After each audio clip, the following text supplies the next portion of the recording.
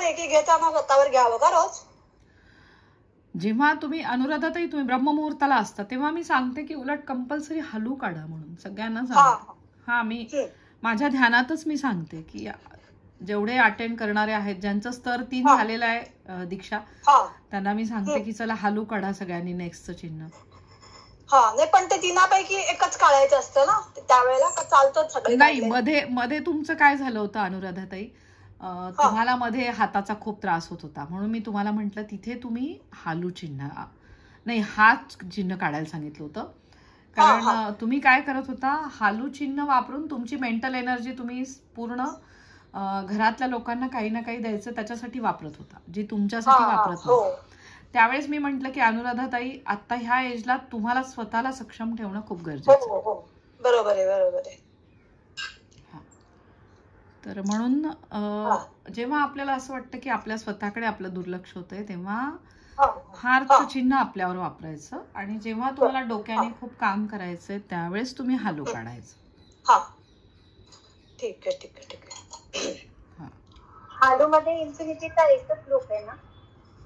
जसं झोनार मध्ये 3 लूप देतो. नाही 3 आहे ना, झोनारच 3च आहेत ना, तो झोनारच आहे अनुराधा.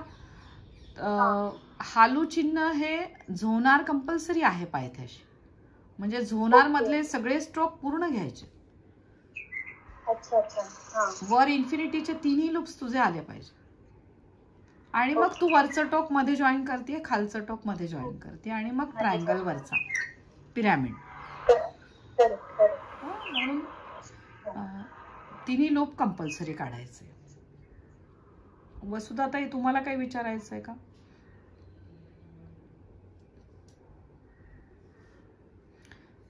आणि चंद्रस्वर सगळ्यांनी लक्षात ठेवा, आपल्या मुलांना पण थोडंसं कॉन्सन्ट्रेट करायला सांगा. चंद्रस्वर सुरू कर म्हणजे आपण म्हणतो की मुलांचं मन शांत व्हायला पाहिजे. कारण काय होतं ॲट अ टाइम आपली पण चिडचिड होते, मुलांची चिडचिड होते आणि त्याचं रूपांतर कशामध्ये होतं, खाण्यावर होतं. खात नाहीत व्यवस्थित, मग काहीतरी होतं. तर आधी मेन आपल्या स्वतःलाच खूप शांत ठेवायचं, रिलॅक्स ठेवायचं. परीक्षा म्हणजे सगळं काही आहे असं प्लीज सगळ्यांनी ठेवू नका की परीक्षा म्हणजेच बाबा. मग त्याच्यानेच काय व्हायला लागलं, आजकाल आपल्याकडे वेगळ्या घटना घडायला लागलेल्या. त्यामुळे ना प्लीज सगळ्यांना मी अगदी विनंती आहे, माझी कळकळीची विनंती आहे की प्लीज आपल्या मुलांना एक्झामच्या काळात स्ट्रेस फ्री ठेवा. त्यांच्या आवडीचे पदार्थ आवर्जून करा, भरपूर जलतत्व त्यांचं सक्षम ठेवा, पाणी भरपूर प्यायला सांगा. उन्हाळा सुरू झालेला आहे ऑलमोस्ट, तर पाणी पिणं खूप गरजेचं आहे. पाणी पिलं की शुद्धीकरण प्रक्रिया छान होते आणि जसा थंडावा आपल्याला म्हणजे मिळतो पाणी पिल्याने, तसं परवा आहे पौर्णिमा, तर त्या पौर्णिमेचे इफेक्ट खूप छान व्हायला लागतात. आणि मून वॉटर नक्की सगळ्यांनी तयार करायचं आहे. मून वॉटर मी सांगितलेलं आहे की रात्री तुम्ही खिडकीजवळ काचेची बाटली भरून ठेवा आणि त्या काचेच्या बाटलीमध्ये ते मून म्हणजे त्याचा प्रकाश पडला पाहिजे, नाही तर टेरेसमध्ये ठेवा बेस्ट. आणि सकाळी सूर्योदयापूर्वी ते बाटली आतमध्ये ठेवायची. आणि पूर्ण ॲफर्मेशन्स कसं तयार करायचं मी सांगितलंय मून वॉटरचं.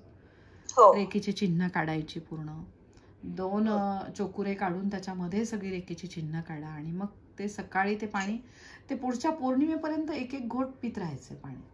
आणि आपल्या मुलांना पण एक एक घोट रोज द्यायचं पाणी प्यायला.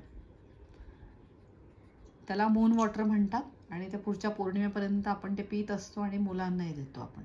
मुलांचं पाणी वेगळ्या बाटलीत तयार करायचं, आपलं पाणी वेगळ्या बाटलीत तयार करायचं. घरामध्ये जेवढे मेंबर्स असतील तसं तुम्ही वेगळ्या बाटल्यात ठेवू शकता. असं काही नाही आहे की एक्झॅक्टली काचेचीच बाटली पाहिजे. काचेच्या बाटलीमध्ये जास्त इफेक्टिव्ह होतं म्हणून मी तुम्हाला सांगितलं. मेटलचं काही बाटली असेल तरी चालणार आहे. तर असं तुम्ही पाणी तयार करू शकता. असं महिनाभर ते पाणी चांगलं राहतं का ताई? हो, मी तसंच ठेवते. एक काचेची आपली लोणच्याची बरणी असते ती घेते मी. हो, माझ्याकडे ते आहे, मोठी उभी काचेची बाटली आहे, एकदम बेस्ट. ती खिडकीमध्ये ठेवून टाकायची भरून ॲफर्मेशन्स देऊन. अच्छा. आणि ते एक एक घोट पाणी मी रोज पित असते ताई. आता मध्ये गावाला गेले तर मला घेऊन जाता नाही आलं, पण मग आल्यावर पिलं मी. ते तसंच ठेवते एका बाजूला पाणी. ते मून वॉटर. तर ते खूप छान आहे, त्याचे इफेक्ट छान असतात आणि आपलं मन शांत राहायला खूप मदत होते. आणि सूर्य नाडीचे पण आहेत फायदे. तेजाशी संबंधित असलेली सूर्य नाडी. तर सूर्य आणि चंद्र ह्या दोन्ही, म्हणजे चंद्रतत्व आणि सूर्यतत्व हे दोन्ही खूप महत्वाचे आहे. सूर्यनारायणांना आज रोज आपण अर्घ्य देतो, तर त्यांची पण कृपा आपल्यावर व्हायला लागते. आणि तेजाशी म्हणजे बुद्धीशी संबंधित आहे. मुलांना काही नाही तर नुसतं सांगा की एक सूर्य म्हणजे एक देव आहे, देवता आहे, तिला रोज नमस्कार करून मग तू जात जा शाळेत. तर बघा, त्या देवतेचे डायरेक्ट आशीर्वाद मिळायला लागतात. मी म्हणते रादर द्यान तुम्ही खूप मूर्त्यांना वगैरे त्यांना नमस्कार करायला लावण्यापेक्षा जे आहे पृथ्वीला आधी नमस्कार करायला लावा. समुद्र वसने देवी पर्वतासन मंडले विष्णुपत्नी नमस्तुभ्यम पादस्पर्श क्षमस्व. मग तुम्ही त्यांना त्याचं महत्व सांगू शकता पृथ्वीचं, की पृथ्वीमुळे आपल्याला बघा किती छान राहायला जागा आहे, छान झाड आहे, आपल्याला खायला अन्न मिळतं, म्हणून नमस्कार करायचा आणि नेहमी आभार मानायचे. जरी नमस्कार नाही केला तरी नुसतं थँक्यू म्हणा मनातल्या मनात, की अर्थ एलिमेंटला तुम्ही थँक्यू म्हणा. मग अर्थ एलिमेंट, मग वॉटर एलिमेंटला थँक्यू म्हणा, म्हणजे पाणी पित असतं तेव्हा. मग फायर एलिमेंट, आपण जे फूड खातो त्याच्याने काय मिळतं, एनर्जी. मग त्या फूडला तुम्ही थँक्यू म्हणा, की आपल्याला खूप छान फूड मिळतंय. मग एअर एलिमेंट म्हणजे वारा वाहतोय, मग आपल्या शरीराच्या आतमध्ये पण हवा आहे, मग त्या हवेमुळेच इकडून इकडे पदार्थ जातात, म्हणून दॅट इज एअर एलिमेंट. मग एअर एलिमेंटला तुम्ही थँक्यू म्हणा. मग आहे स्काय एलिमेंट म्हणजे आकाश तत्व. मग आकाश तत्व त्याचं स्थान आहे आपल्या शरीरामध्ये ज्या ज्या ठिकाणी. आता मुलांना समजून सांगताना तुम्ही सांगायचं की जसे आपले विचार छान असतात, तुमचे टीचर्स किती छान आहे, तुम्हाला नॉलेज देतात. मग आकाश तुम्ही वर बघता तेव्हा तुम्हाला आभाळ दिसतं, पण तुम्हाला असं क्युरिओसिटी असेल ना की आभाळाच्या पलीकडे काय आहे, तर म्हणून you should say thank you to sky element also. स्कायला पण तुम्ही थँक्यू म्हणा. मग चंद्राला तुम्ही थँक्यू म्हणा, सूर्याला थँक्यू म्हणा, त्यांना नमस्कार करा. आजकालची मुलं म्हणजे त्याला नमस्कार करायला नको वाटतात, पण ते फोटो वगैरे काढू शकतात.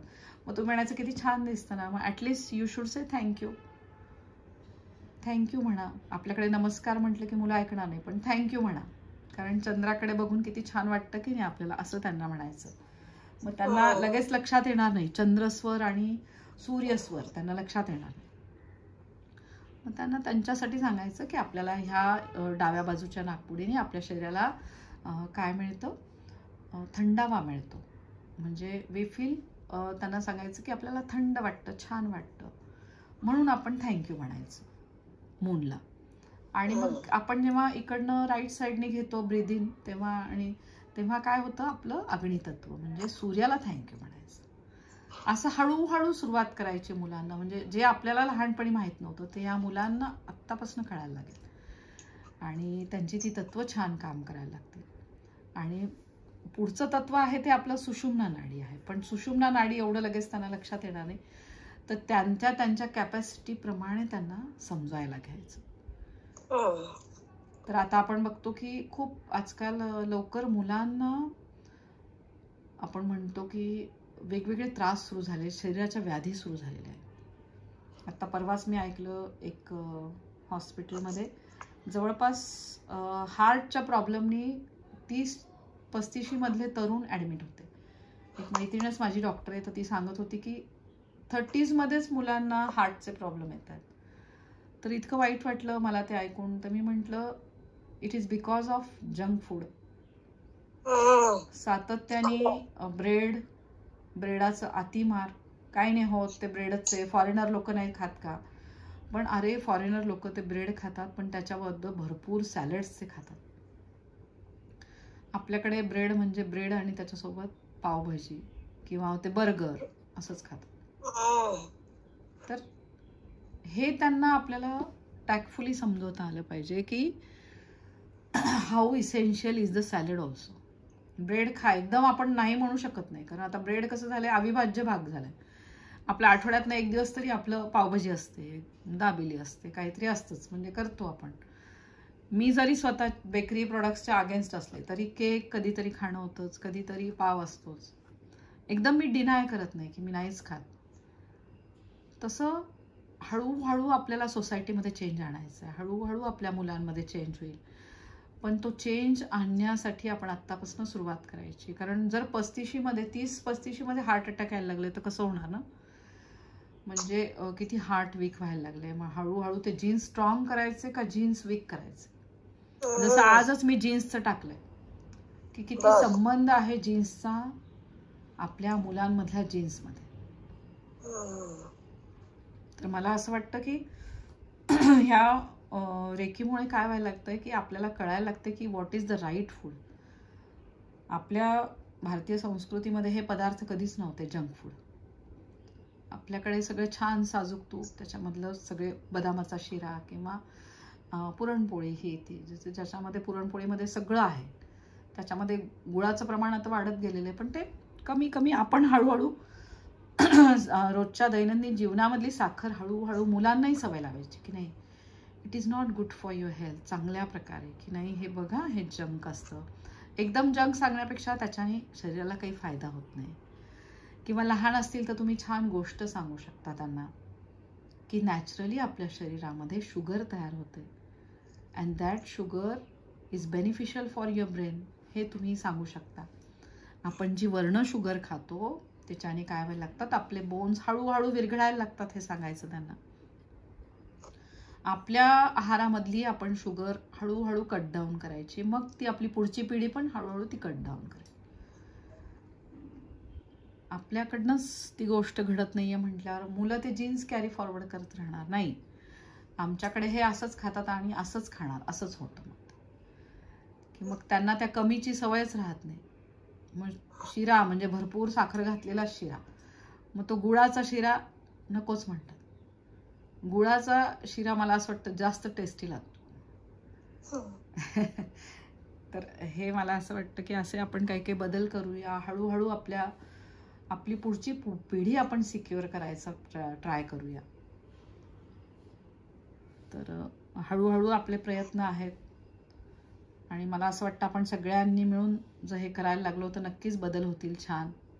हो, खरं आहे. आणि बऱ्याच गोष्टी आहेत. जसं मी चहाच्या पण मी थोडी अगेन्स्ट असते. चहा हा आपल्यामध्ये कधीच नव्हता ॲक्च्युली. हे इंट्रोड्यूस बाय म्हणजे बाहेरची लोक आली आणि त्यांनी इंट्रोड्यूस केलं. आपल्यामध्ये काढाच जास्त होता, आयुर्वेदमध्ये आपण बघतो. तर काढा तुम्ही रोजच्या आहारात जरी थोडासा ठेवला, तुळशीचा वगैरे, तर तुम्हाला कुठलेच आजार होत नाही. म्हणजे मला असं वाटतं जे विविध ठिकाणी वेगवेगळे कफ तयार होतात ते कफ पण तयार होत नाही. आणि मला असं वाटतं श्वसन आणि अग्नितत्व याचा खूप जवळचा संबंध आहे. कारण तुळशीची पानं असतात ती उष्ण असतात, बरोबर उष्णता मिळते शरीराला तुमच्या. त्याच्यात थोडंसं तुम्ही अद्रक घातलं, थोडंसं मध घालून आपल्या मुलांना दिलं किंवा ज्येष्ठ मध आणि मध दिलं, मला वाटतं इन्फेक्शन होतच नाही. ज्येष्ठ मध आणि मध रोज चाटायला दिलं मुलांना. आता क्लायमेट चेंज होऊन काय होतं की मुलांना सर्दी खोकले आधी होतं. तर काढा मी ऑलरेडी आपल्या ग्रुपला टाकलेला आहे की कुठला काढा, त्याच्यामध्ये ओवा आपण सगळं सांगितलेलं आहे, जवस ओवा वगैरे सगळं. तर ती सवय आत्तापासून मुलांना लावा, रादर दॅन ॲलोपॅथीची आणि बाकीची औषधं घेण्यापेक्षा. तर असं स्वतःला तर निरोगी ठेवाच, त्याच्याबद्दल आपल्या फॅमिलीला निरोगी ठेवा. आणि त्या बीजाक्षरचं जेव्हा उच्चारण करतो आपण त्या चक्राच्या रिलेटेड लक्षात घ्या की चक्र आणि त्याच्या रिलेटेड कुठली आजारपण होऊ शकतात. मग जसं आत्ता मी सांगितलं की जास्तीत जास्त श्वसनाचे आजार होतात, सर्दी खोकला. शाळेमध्ये जातात, कोणाला तरी स्कूलमध्ये असतं आणि ते होतं, तर त्यावेळेस तुम्ही काढा रोज जर ठेवला सातत्याने, छान आवडीचं घाला. तुळस, मला वाटतं तुळशीचा फ्लेवर सगळ्यांना आवडतो, सहसा मुलांना पण आवडतो. आणि छान त्या तुळशीचं पाणी तुम्ही आपल्याला मंदिरात गेल्यावर तीर्थ देतात, तिथे तुळस असते, छान वास येत असतो त्या तीर्थामध्ये. तर ते मला असं वाटतं जेव्हा क्लायमेट असं चेंज होत असतं तेव्हा ते जर दिलं तर छान, म्हणजे कुठले होणारच नाही श्वसनाचे आजार. आणि मग सूप तुम्ही वेगवेगळे करू शकता, मुलांना सूपचे प्रकार ते देऊ शकता, थोडे सूप. सगळं परीक्षा आल्यात ना आता.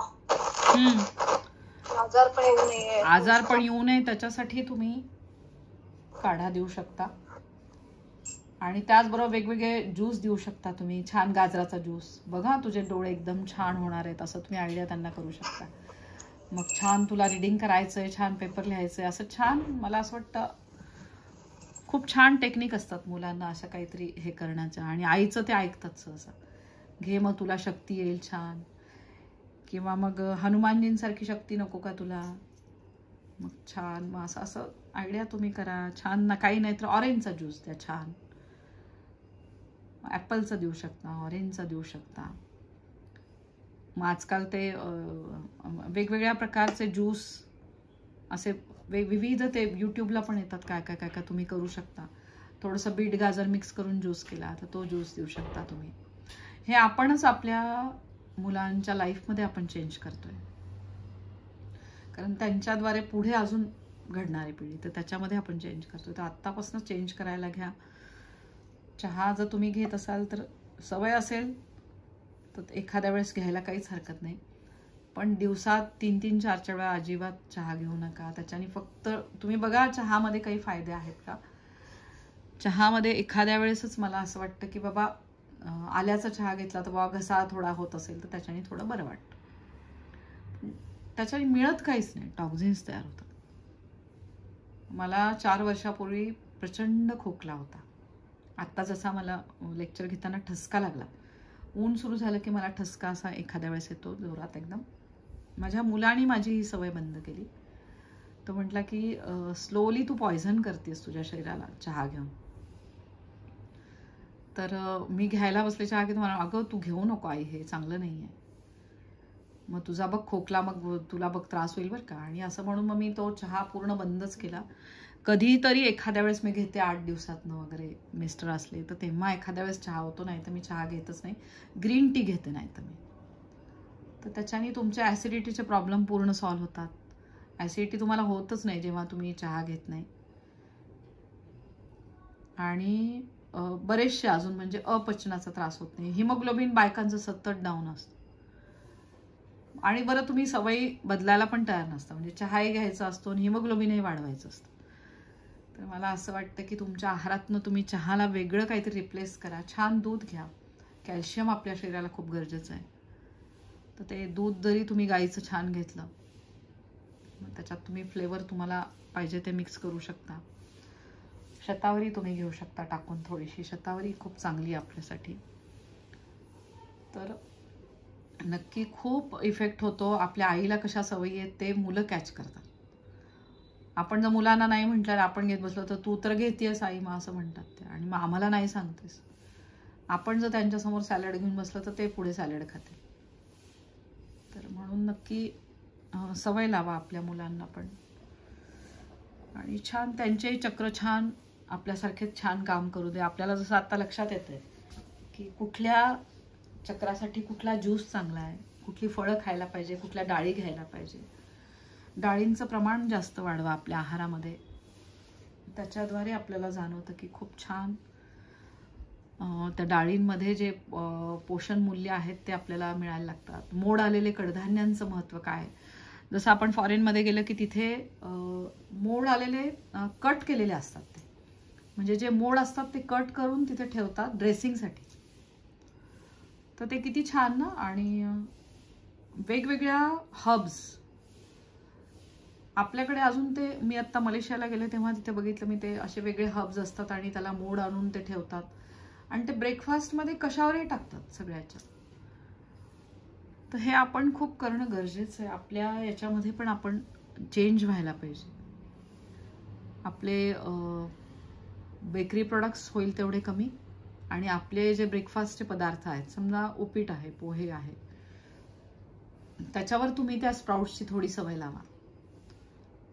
किंवा दडपे पोहे करतो तेव्हा तुम्ही कढीपत्ता, कोथिंबीर आणि ओला नारळ तो डायरेक्ट मिक्सरला फिरून तुम्ही पोह्यांमध्ये मिक्स करून मग फोडणी टाका. म्हणजे डायरेक्ट कढीपत्ता तुमच्या मुलांच्या पोटात जाईल. नुसतंच चिरून कोथिंबीर मुलांना आवडत नाही तोंडात आलेली. मग ती मला असं वाटतं मिरची वगैरे सगळं जर मिक्सरमध्ये फिरवून जर त्या पोह्यांमध्ये मिक्स केलं, मग त्याच्यावर लिंबू पिळलं पोह्यांमध्ये आणि मग त्याला वरनं छान शेंगदाण्याचा तडका दिला, तर ते जास्त टेस्टी होतील पोहे अजून, आणि ते सगळं उतरतं ना त्याच्यामध्ये. आणि आपल्याकडे मुबलक प्रमाणामध्ये कढीपत्ता आहे, ज्याच्यामध्ये भरपूर व्हिटॅमिन ए आणि सी आहे. आणि असं म्हणतात की कढीपत्ता खाल्ल्याने प्रतिकारशक्ती खूप वाढते. आवर्जून कढीपत्त्याचा स्मार्टली वापर करा. छान.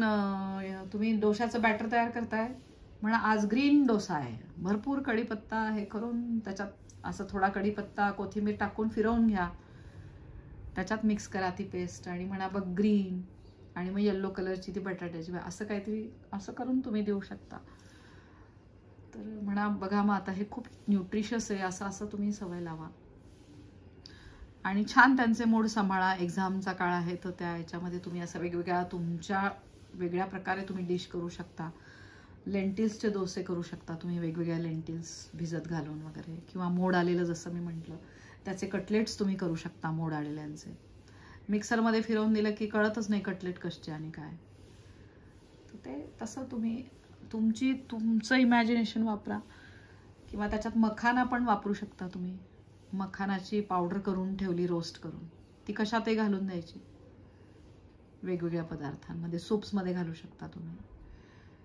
तर असं सगळ्यांनी छान सक्षम ठेवा, आपल्या स्वतःलाही छान ठेवा आणि मुलांनाही छान ठेवा.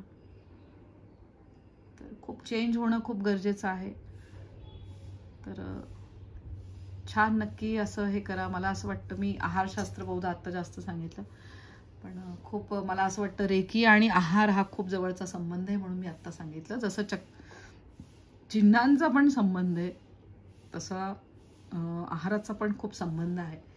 तुम्ही जे खाता त्याप्रमाणे तुमचं शरीर व्हायला लागतं आणि चक्र तुमचे खूप छान काम करायला लागतं.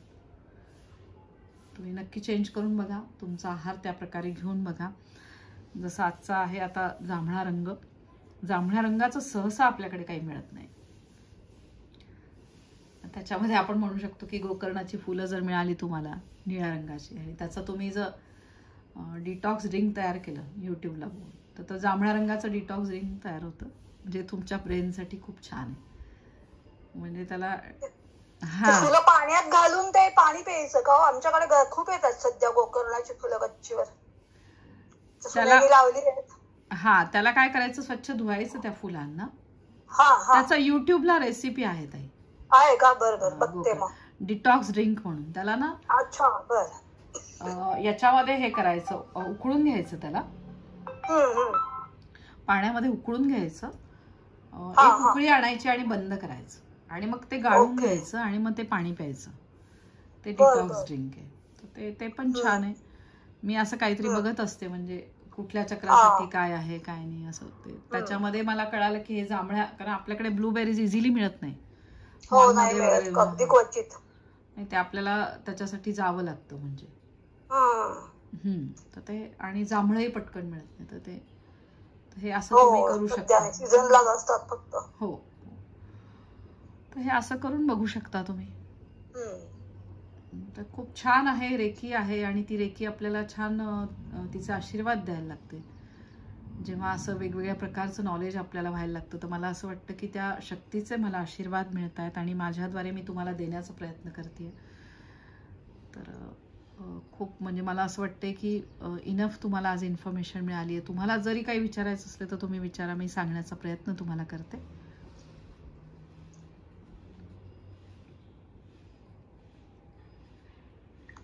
आपल्या मुलांच्या एनर्जी लेवल्स नक्की छान ठेवण्याचा प्रयत्न करा. आपल्याकडे मॅक्सिमम मुलांना डेफिशियन्सीज असतात विटॅमिन्सच्या, प्रोटीन्सच्या वगैरे काहीतरी. तर मला वाटतं प्रोटीन रिच फूड त्यांना देऊ शकता. जे नॉनव्हेज खात असतील त्यांना ठीक आहे, पण जे नॉनव्हेज खात नाही तर ते कशातनं प्रोटीन्स मिळतील, तर आपल्या डाळी, मोड आलेले, मग त्याचे विविध पदार्थ ते तुम्ही करू शकता. आणि त्या प्रकारे त्यांचं प्रोटीन चांगलं ठेवलं की त्यांचं अभ्यासात पण लक्ष लागेल, आणि त्या प्रकारे ते अभ्यास करायला लागतात छान. तर मधनं त्यांना तुम्ही हेल्दी ड्रिंक्स देऊ शकता वेगवेगळे. ज्यूस म्हटलं की मुलं पटकन पितात ॲक्च्युली. तर अशी प्रोटीन पावडर तुम्ही घरच्या घरी तयार करून ठेवू शकता. तर ती प्रोटीन पावडर तयार करण्यासाठी तुम्ही मखानाचा यूज करू शकता. मखाना, थोडेसे बदाम, थोडे इसेन्शियल सीड्स असतात छान, तर ते सीड्स समजा थोडेसे हे करून ठेवले, फिरवून ठेवले मिक्सरमध्ये, आणि मग ते ॲड केलं तुम्ही दुधामध्ये 1 चमचा वगैरे, तर ते पण प्रोटीन ड्रिंक छान होईल. यूट्यूब मला असं वाटतं इतकं छान माध्यम आहे ना, नुसतं त्याच्यावर तुम्ही टाका घरगुती प्रोटीन पावडर की लगेचच एवढे मोठे तुम्हाला लिस्ट, भरपूर व्हिडिओ येतील. ज्ञानात भर पडली. ज्याला चांगलं घ्यायचं ते बरोबर त्यातनं घेते चांगलं. तर प्रोटीन पावडर आहे, प्रोटीन रिच फूड येतात, छान छान डिश येतात, छान छान. तर युट्यूब माध्यमाचे खूप मी आभार मानते की युट्यूब मध्ये खरं आहे, मी सुद्धा खूप छान माहिती मिळते. युट्यूब, मोबाईल, आणि मोबाईल इतकं छान आहे, कुठे मोठा त्याचा पसाराही नाही, काही नाही, हातात घेऊन आपण कुठेही माहिती बघू शकतो. खरंच आहे. आणि त्याच्यात आहे परत अलेक्सा आहे, गुगल आहे, त्यांना काही विचारलं की तेही आपल्याला हेल्प करत राहतात. छान. जगाच्या पाठीवर तुम्हाला काय पाहिजे नॉलेज ते सगळं तुम्हाला सांगतात. तर नक्की सगळ्यांनी असा छान वापर करून घ्या यूट्यूबचा, मग तुमच्या घरातल्या स्वयंपाकामधल्या चांगल्या गोष्टींचा. आणि आवर्जून आपलं तेजपान, लवंग, मिरे हे प्रॉस्पेरिटी हर्ब्स आहेत बरं का सगळे. वेलची, तमालपत्र, म्हणजे तेजपानलाच तमालपत्र आपण म्हणतो, दालचिनी, दीज आर प्रॉस्पेरिटी हर्ब्स. आपल्याला असं वाटतं मला तर प्रॉस्पेरिटी म्हणजे माझ्या होऊ दे आणि माझ्याद्वारे माझ्या मुलांचं पण होऊ दे. तर प्रॉस्पेरिटी हर्ब्स तुम्ही थोडेसे भाजून त्याची पूड करून ठेवू शकता, किंवा नकारात्मक ऊर्जांचा आपल्या मुलांना जर त्रास होत असेल तर संध्याकाळच्या वेळेला मी जर सांगितलं की छोटं तुम्ही कापूर वगैरे पेटवला की त्याच्यामध्ये या हर्ब्सची पावडर टाकायची आणि ती घरातनं फिरवायची, तर तुम्हाला लक्षात येईल की नकारात्मक ऊर्जा निघून जाते सगळी घरातनं. आणि प्रॉस्पेरिटी हर्ब्स तुम्ही तुमचं आता मेथी मटर मलईमध्ये थोडीशी टाकली येते प्रॉस्पेरिटी हर्ब्स, त्याची टेस्ट पण खूप छान येते. ते तुम्ही करू शकता, सूपमध्ये घालू शकता. खरं आहे, बरोबर आहे. हा, ते प्रॉस्पेरिटी हर्ब्स असं करून ठेवा छान. दालचिनी, लवंग, मिरे, विलायची, तमालपत्र असं सगळं मिक्सरमध्ये छान फिरवून ठेवा आणि नक्की करा. आणि बघा तुम्हाला छान आशीर्वाद मिळायला लागतात. प्रॉस्पेरिटी हाऊस मध्ये महालक्ष्मी तत्व आहे, महालक्ष्मींची कृपा आपल्याला जाणवायला लागते. तर छान, नक्की सगळ्यांनी आवर्जून त्याचा उपयोग करा आपल्या मुलांसाठी आणि छान सगळ्यांचे पेपर छान जाऊ दे. सगळ्यांच्या आईला असे छान क्रिएटिव्हिटी येऊ दे आणि एन्जॉय करा तो एक्झाम. मला असं वाटतं मी 10वी 12वीच्या मुलांना बेस्ट ऑफ लक देते तेव्हा मी त्यांना सांगते की माझ्या बिल्डिंगचे वगैरे असतात त्यांना मी म्हणते as like festival you can enjoy. फेस्टिवलला कशी आपण तयारी करतो, दिवाळीच्या वेळेस छान शॉपिंग करतो आपण, पणत्या घेऊन येतो सगळं वगैरे, तर मी म्हटलं छान पेन घेऊन या वेगवेगळ्या प्रकारचे, मग तुमचा पाऊच छान ठेवा. मग छान म्हटलं मस्त. आता तुम्ही सगळं केलेलं आहे अभ्यास, आता काय करायचंय, फक्त तुम्हाला जाऊन तिथे लिहायचंय. अजून you don't have to do anything. आणि छान तुम्ही याच्याने अजून 1 स्टेप अहेड जाणार आहे, पुढे जाणार, तुम्ही काही मागे नाही येणार आहे. तर तुमच्या नॉलेजचा तुम्ही छान वापर करायचा आहे. तुम्ही इमॅजिन करा म्हणा, जर ही एक्झामच नसती तर तुम्ही काय केलं असतं.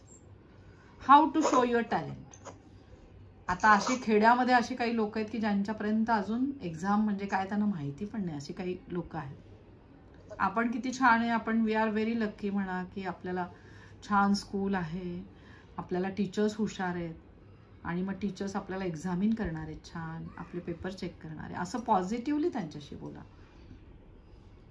आणि ज्याप्रमाणे फेस्टिवल असतं फेस्टिवलप्रमाणे परीक्षा पण एन्जॉय करा. मी तुम्हाला छान म्हणा घरात फूड देणार आहे, तुमच्या आवडीचं सगळं देणार आहे. फक्त तुम्हाला काय करायचं, एन्जॉय करायचं आहे म्हणा मस्त. आणि मग हे झाल्यावर म्हणा आहेच आहे मग छान छान ट्रीट वगैरे तुम्हाला सगळं. तर असं त्यांना हे करा, तुम्ही त्यांना उत्साहित करा अगदी छान. आणि म्हणा आहे तुमच्यामध्ये पण खूप शक्ती आहे, पोटॅन्शियल आहे, त्यांच्या पोटॅन्शियलचं कौतुक करा. एखाद्या सब्जेक्टमध्ये त्यांनी एक्सलंट केलं असेल, कुठे काय केलं म्हणा, अरे wow very good, very nicely you did, असं त्यांना चेअरअप करत राहा. आणि खरंच म्हणजे मला असं वाटतं की प्रत्येकजण युनिक आहे. सर्व गुण संपन्न खूप कमी लोक असतात, कमी मुलं असतात. प्रत्येकामध्ये प्लस आहे मायनस आहे. तर मला असं वाटतं ही वैश्विक शक्ती आपल्याला शिकवते की प्रत्येकामध्ये चांगलं काय आहे ते शोधण्याचा प्रयत्न करा. तर नक्की सगळ्यांनी आपल्या मुलांना चेअरअप करा. आपले पण छान मूड ठेवा. मूड स्विंग होत असेल तर आपण एखादी कॅडबरी खायला काहीच हरकत नाही. एखादं डार्क चॉकलेट खायला आपणही काही हरकत नाही, कारण आपलाही मूड जातो, मग आपल्यालाही एनर्जी मिळते डार्क चॉकलेट खाल्लं की. तर छान आपलाही मूड छान ठेवा, आपल्या मुलांचंही मूड छान ठेवा, घरातलं वातावरण छान ठेवा, छान मुलांसाठी कॅडबरी आणून ठेवा. मग छान एक्झामची तयारी आपणही करून ठेवू शकता. छान आपण प्रोटीन पावडर आत्ता म्हटली तशी प्रोटीन लाडू तुम्ही तयार करून ठेवू शकता. त्याला म्हणा हे टॉनिक सारखं एक खायचं म्हणा. मग छान आपलं डोकं पण छान म्हणा, तो मेंदूला म्हणा टॉनिक मिळालं की नाही मग तुझा मेंदू आता छान मॅरेथॉन म्हणा एकदम फास्ट पळणार आहे असं सांगायचं. तर छान सगळ्यांनी चेअरअप करा, स्वतःला असं मोटिवेट करा छान, आणि मुलांनाही मोटिवेट करा. मुलांसमोर कधीच टेन्शन हा शब्द आणूच नका. मला खूप टेन्शन येते असं म्हणायचंच नाही. अरे म्हणा जस्ट चिल, एवढंच सांगायचं. टेक इट इझी, त्यांना म्हणायचं टेक इट इझी.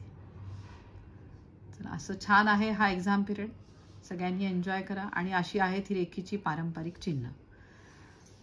तर सगळ्यांनी छान वातावरण ठेवा घरातलं, आणि ह्या चिन्हांची जादू बघा, भरभरून ती चिन्ह वापरा. चीबॉल तयार करा. चीबॉल नसेल केलेला तर चीबॉल तयार करा. जोपर्यंत एक्झाम पिरियड आहे तोपर्यंत चीबॉल, आणि त्या चीबॉलला प्रोग्रामिंग करून ठेवायचं. समजा 15 दिवस आहे, महिनाभर आहे, तर तेवढ्या वेळ हे करा, वैश्विक शक्तीला प्रार्थना करून की हा तेवढ्या दिवस चीबॉल तयार केलेला आहे, आणि वैश्विक शक्तीचा आशीर्वाद माझ्या मुलाला मुलीला मिळत राहणार आहे. आणि मग त्या चीबॉलमध्ये तुम्ही चिन्ह काढून ठेवू शकता, सगळी रेखीची ब्रीच करून सगळी चिन्ह काढायची. आणि मग त्या दिवशी त्या प्रकाशात बघायचं, जे चक्र असेल त्या प्रकाशात त्या चीबॉलला बघायचं, पण आवर्जून रोज त्या चीबॉलला रेखी द्यायची. मग चीबॉलला रेखी देताना तुम्ही समजा आता मंगळवार आहे उद्या, तर तुम्ही मंगळवारी गणपती अथर्वशीर्ष म्हणाल, म्हणजे बाप्पांचं ध्यान करून तुम्ही चीबॉलला रेखी द्यायची आहे, लम लम बीजाक्षर म्हणून. मग दुसरा दिवस आहे तो आहे बुधवार. त्या दिवशी तुम्ही जलतत्व म्हणजे वम म्हणून, आणि त्याची देवता जी आहे ब्रह्मदेव वरुण देवता, यांचं स्मरण करून तुम्ही तुमच्या मुलांना रेखी द्या. आणि स्तोत्र भले तुम्ही अथर्वशीर्षच परत लावू शकता, आणि तोंडाने तुम्ही वम म्हणू शकता. इकडे तुम्ही मोबाईलला अथर्वशीर्ष लावलेलं आहे, कारण बुद्धीची देवता म्हणून तुम्ही अथर्वशीर्ष लावून ठेवले. तर त्या प्रकारे तुम्ही इकडे वम म्हणत रेखी द्या. चीबॉलला 5 मिनिटं द्या, 10 मिनिटं द्या. तुमच्या मुलीला पूर्ण चीबॉलमध्ये बघायचं आहे, आणि कल्पना करायची की त्यांच्या मूलाधारला, बाकीच्या चक्रांना सगळीकडे रेखी पोचत आहे. सहस्त्रहार चक्रापर्यंत छान पोचलेली आहे. आणि ते छान नेहमी चांगलाच विचार करा की माझे मुलं छान पेपर सोडवत आहेत, मुलं. मग तिसऱ्या दिवशी गुरुवार म्हणजे श्री विष्णू श्री महालक्ष्मी, पिवळ्या रंगाचा चीबॉल बघायचा आहे. त्यांचं छान स्तोत्र लावा, मंत्र लावा, किंवा आपल्या ग्रुप रेकी हिलिंगचा जो व्हिडिओ आहे तो लावू शकता तुम्ही. आणि कल्पना करा की ते सगळे जे बसलेले ग्रुप हिलिंगला ते रेकी पाठवत आहेत तुमच्या मुलाला.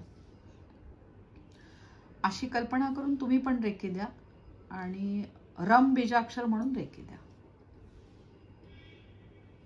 आणि मग पुढचा दिवस आहे तो यम म्हणजे मारुतीरायांना तुम्ही स्मरण करून मुलांनाही मारुतीरायांना नमस्कार करायला सांगायचं, आणि मग यम यम म्हणून तिथे तुम्ही रेकी द्या.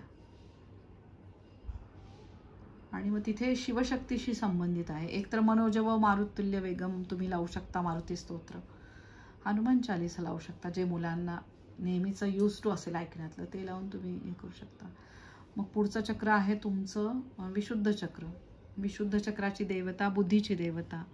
मग या कुंदेंदू तुम्ही, किंवा ऐम हा बीजमंत्र आहे सरस्वती देवींचा, तो मंत्र म्हणून तुम्ही रेखी द्या.